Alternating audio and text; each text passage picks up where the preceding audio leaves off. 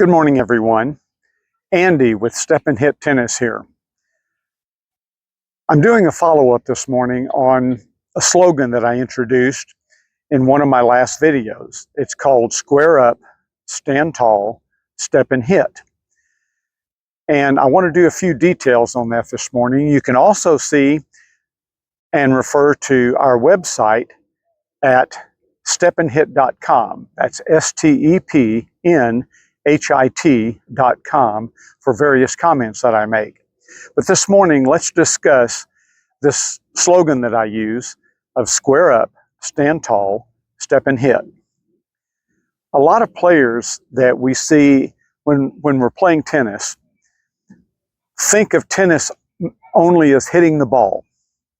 And there is so much more involved in tennis than just hitting the ball. When I use the portion of that slogan called square up, it means hands in front, eyes, head, always facing forward. Even if you're running laterally, your head should always be facing forward as you're running to try to hit a ball laterally. So many parts of tennis are so critical to racket preparation, footwork, and being prepared to hit the ball. I get comments in my USTA men's leagues that I participate in that my hands are quicker than anybody else's. And that's not correct. My hands are no quicker than anybody else's. But what I do is, from the experience that I have, I've learned to have my racket in front of me and be prepared, my hands in front, so sometimes I can react differently, and good things happen when you're prepared to hit a ball sometimes. The second little portion of our slogan is to stand tall.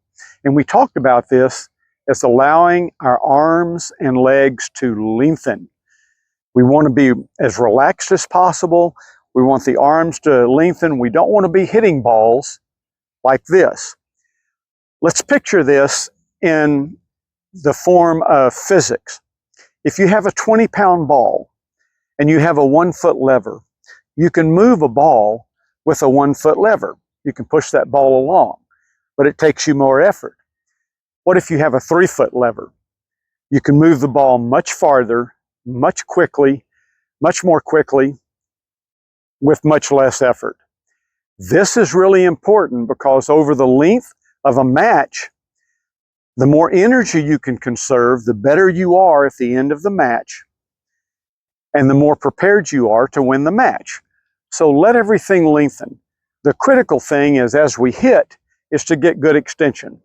I like using Rafael Nadal's video of his forehand when I talk about extension, because players I talk to about Nadal talk about this huge swing that he's got. And in my opinion, Nadal is much more compact than what many players view him as being. But what Rafael Nadal is so good at, he's very tight, kind of keeps everything, his elbow in tight here, makes a nice little swing. But when he hits, you watch his arm on his forehand, and he is extremely extended all the way through the shot. Racket face pointing to the ground, palm is pointing to the ground. So is there any wonder why he hits a ball that many players describe as a heavy ball?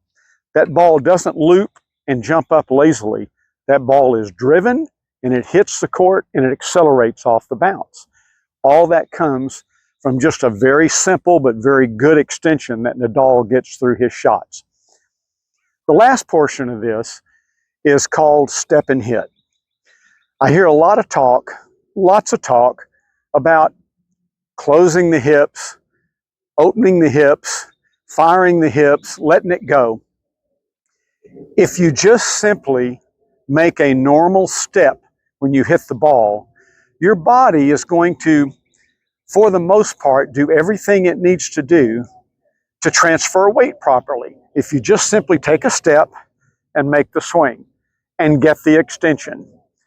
It's amazing how you will generate extra power, and you don't have to have the mind-cluttering thoughts of, opening the hips, firing the hips, closing the hips, or whatever that we want to talk about. And I don't want to detract from those who do discuss those things in detail, but I just like to simplify it and just think, if we just make a step and just hit the ball, how successful we can be. More to come on these subjects later, but for now, square up, stand tall, step and hit. And most important, guys, tennis is a sport of a lifetime. Have fun.